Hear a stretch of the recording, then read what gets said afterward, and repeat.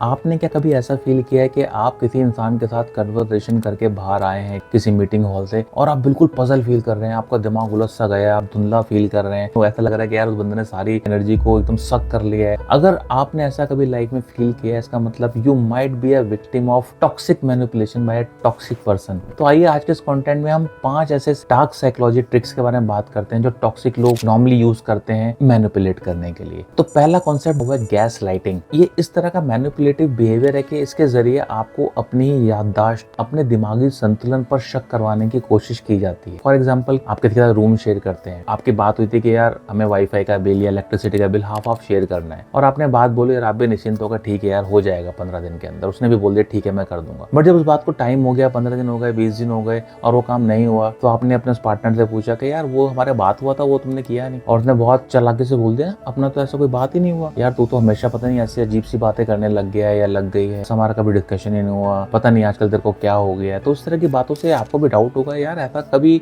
बात भी हुई थी या नहीं हुई थी। तो हो सकता है कि कुछ भोले लोग हों वो सॉरी भी बोलेंगे यार ठीक है कुछ सुनने में गलती हुई होगी, but believe me it's a very clever manipulation technique जो बहुत सारे लोग यूज करते हैं। तो इससे बचने का सिर्फ एक यही तरीका है कि जब भी ऐसी बात होती है, प्रोफेशनल वर्ल्ड में रह के हमने एक बड़ी अच्छी चीज सीखी जिसको बोलते हैं एज डिस्कस। एज डिस्कस का मतलब ये होता है कि आप एक मैसेज या एक मेल या जो भी जिस मीडियम से आप कम्युनिकेट कर रहे हैं, अपार्ट फ्रॉम वर्बल कम्युनिकेशन, आप उस पर सिर्फ कन्वे कर देंगे भाई हमारी ये बात हुई है और ऐसा करना है। तो उससे क्या होगा, इस तरह की मैनिपुलेशन का मौका आप उसको नहीं दोगे जिससे कि इस तरह की सिचुएशन आपकी लाइफ में आए। जो सेकंड टेक्निक मेरे को बहुत इंटरेस्टिंग लगी, ट्रायंगुलेशन। ट्रायंगुलेशन का मतलब ये होता है कि कुछ लोगों की हैबिट होती है थर्ड पर्सन को अपने बीच में इन्वॉल्व करने की, जिससे कि वो तरह का मैनिपुलेटिव एनवायरनमेंट क्रिएट कर पाए। फॉर एग्जाम्पल, जैसा बहुतों के साथ हुआ होगा, एक आपका कुलीग आता है और आपको आराम से आके बोल देता है यार तू कल जल्दी गया था, बॉस पूछ रहे थे तेरे बारे में। अब क्या हुआ कि उसने इंसान ने ऐसी बात बोल दी कि आपको भी सदमा हो गया कि यार ऐसा तो होना नहीं चाहिए था, बॉस ने तो मेरे को कभी ऐसा नहीं बोला, बट इसने बोला तो कुछ ना कुछ बात जरूर हुई होगी। तो उस बंदे ने क्या किया, बड़ा क्लेवरली ना आपके दिमाग में कीड़ा डाल दिया। हो सकता है कि बॉस ने कुछ भी ना बोला हो, और या हो सकता है बॉस ने किसी अलग तरीके से बोला हो, बट उसने उस बात को इस तरीके से मोल्ड करके आपको बताया कि आपको फील हो रहा है कि नहीं यार there must be some reason. इससे बचने का सिर्फ एक तरीका यही है कि आप इंसान का उसने नाम लेके बात करिए, आप उससे डायरेक्टली जाके बात करें और इन चीजों को समझने की कोशिश करें कि क्या वाकई में ऐसा कोई इंसिडेंस हुआ है। जो थर्ड टेक्निक है वो तो बहुत ही कॉमन है और बहुत ही इंटरेस्टिंग है, जिसको बोलते हैं इमोशनल ब्लैकमेल। अब इमोशनल ब्लैकमेल ये नहीं कि इसमें कुछ आपको बहुत ही बड़ा कुछ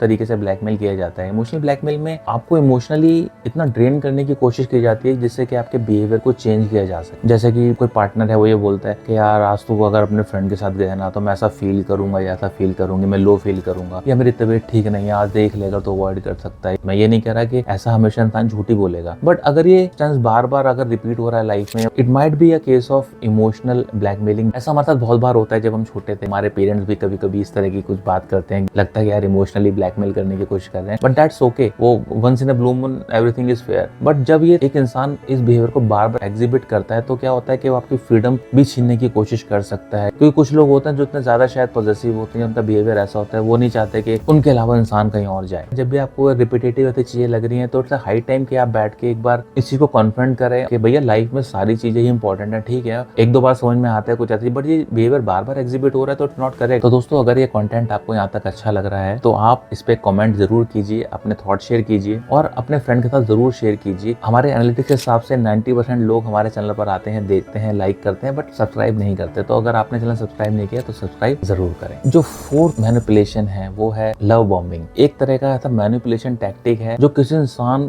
को इतना ज्यादा प्यार दिखा के कि उस इंसान को काबू में किया जा सके। मतलब कुछ लोग होते हैं जो कि इंसान के लिए रोज बुके भिजवा रहे हैं, हर चीज पे अप्रिशिएट कर रहे हैं, दिखा रहे हैं कि भैया मैं तो तेरे लिए कुछ भी कर सकता हूँ। ठीक है, किसी इंसान से जब हम अटैच होते हैं या अट्रैक्ट होते हैं तो एक दूसरे की केयर करना स्वाभाविक है, बट वो केयर या इस तरह की बिहेवियर बहुत ज्यादा बढ़ जाता है तब भी एक रेड फ्लैग है एक रिलेशन के लिए। जब हमें सोचना चाहिए यार इंसान इतना ज्यादा क्यों कर। अगर आप उस इंसान की जब तक सारी बातें मानते रहेंगे तब तक वो इंसान उसी तरीके से करता रहेगा, बट जैसे ही आप कुछ डिवेट करने की कोशिश करेंगे ना तो उसका बिहेवियर एकदम से चेंज हो जाएगा और वो कुछ भी कर सकता है, क्योंकि इस तरह का बिहेवियर नॉर्मली मतलब बहुत ही अनयूजुअल सा बिहेवियर है। तो अगर आपको कहीं पे ऐसा फील हो रहा है कि कोई इंसान लव बॉम्बिंग कर रहा है, मतलब वो इस तरीके से आपको अट्रैक्ट करने की कोशिश कर रहा है, it might be red flag. तो you need to really think के उसके लिए कुछ और सिचुएशन क्रिएट करके, may be artificial situation create करके उसका बिहेवियर जज करने की कोशिश करें, उस सिचुएशन में वो किस तरह का बिहेव करता है। तो शायद उसको एहसास होगा उस सिचुएशन से कि क्या वो लव बॉम्बिंग थी या वाकई में केयर करता है, आपके लिए इतना परेशान रहा है। जो fifth last but not the least manipulative behaviour behaviour नजर आया वो है साइलेंट ट्रीटमेंट। साइलेंट ट्रीटमेंट में क्या होता है कि कुछ लोग होते हैं ज्यादा बोलते हैं, कुछ लोग होते हैं जो कम बोलते हैं, दैट इज ओके। बट क्या होता है कुछ इंसान ऐसे होते हैं जिनसे आर्ग्यूमेंट होने के बाद या इस तरह की चीज जो उनको पसंद नहीं उसके बाद ना बिल्कुल वो शांत हो जाते हैं, मतलब वो कुछ बात नहीं करेंगे, वो बिल्कुल इग्नोर करेंगे, वो बिल्कुल आपको ऐसा फील करवाएंगे कि you don't even exist in their life. इसका पर्पस यही होता है कि दूसरे इंसान के माइंड को उस तरीके से मैनिपुलेट कर देना कि वो शायद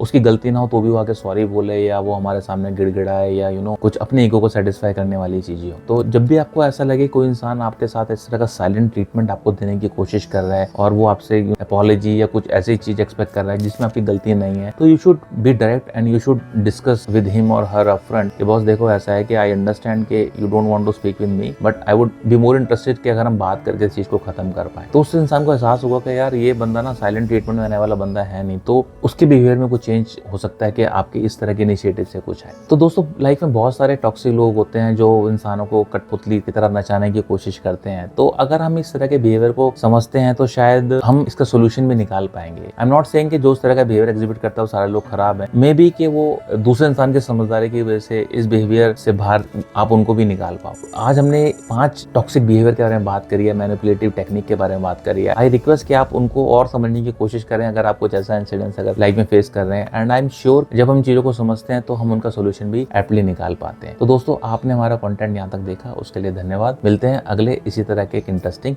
कंटेंट में। Thank you.